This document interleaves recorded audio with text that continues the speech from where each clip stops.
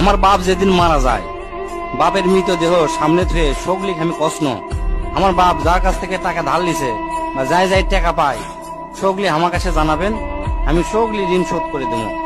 এই কথা শোনার সাথে সাথে আমার বোন হাত ঝাঁকিতে কলো, ভাই তুই শোধ করবো কেঙ্গা করে? তুই তো আজ 5 বছর ধরে চাকরি নাই, বেকার থাকে এতগুলো টাকা তুই কেঙ্গা করে শোধ করবো? বোনকে আমি আস্তে আস্তে অভয় দিয়ে কোনো চিন্তা করিস না বোন, বাপের সব ঋণ আমি শোধ করে দেবো, 1 টাকাও ব্যাংকে থমো না। পরের দিন সকালে ঘুমোর থেকে উঠতে না উঠতেই দরজা খুলে দেখি বারিন্দার 4-5 জন লোক বসে আছে, পাওনাদার। দেখে আমার গাও ঘামে উঠলো। অকে কি কমো, আমার মুখের ভাষা আসলো না। রাতটা ঠিক মতো পার হবার দেয়নি, আসে হাজির।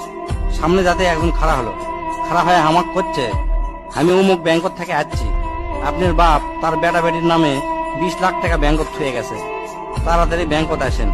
বাদ বাকি 4-5 জন যারা আছে তারা সকলি করছে আমাকে সমিতিতে আপনার বাপ 20 টাকা করে জমা করেছিল, আরেকজন করছে 50 টাকা করে জমা করেছিল, আরেকজন করছে 100 টাকা করে জমা করেছিল।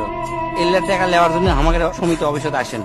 পরে সব হিসাব করে দেখি বাপ আমাকে জন্য প্রায় 37 লাখ টাকা জমি হয়ে গেছে। টাকাগুলা হিসাব করতে করতে আমার একদিন রাতের কথা মনে পড়ে গেল।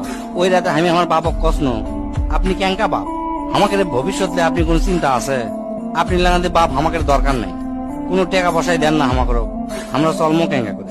বাপ তখন মুস্কি হাসে কষলো, আমি আমার সাধ্য মতোই চেষ্টা করেছি, সময় হলে সব বুঝবার পারবো।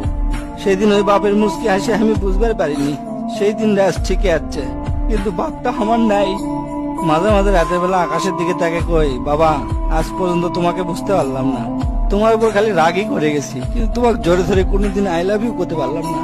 আজ বুঝিচ্ছি, কৃষক তুমি 1 শার্ট পরে 3 বছর পার করেছিলা, কৃষক তুমি 1 স্যান্ডেল 32 বার সেলাই করেছিলা, তোমার কাছে ক্ষমা চাওয়ার সময়টাও দিলা না।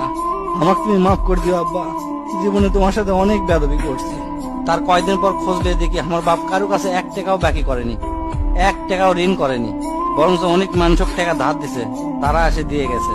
তাই তোর হাত পাও ধরে কই, দোস্তরা তোকে বাপ অনেকেই বেঁচে আছে, বাপের সাথে কোনোদিন বেয়াদবি করবো না। বাপ যে কি ভালোবাসে এখন বুঝবো না, পরে বুঝবো দোস্ত।